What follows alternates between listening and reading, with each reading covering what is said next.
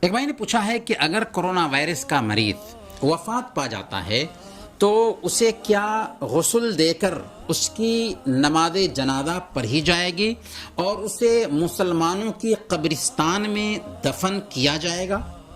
کیوں نہیں بھائی، وہ تو مسلمان ہے، بلکہ اگر وہ ایمان والا تھا تو اسے شہادت کی موت نصیب ہوئی ہے۔ یہ حقیقی شہادت نہیں ہے بلکہ حکمی شہادت ہے۔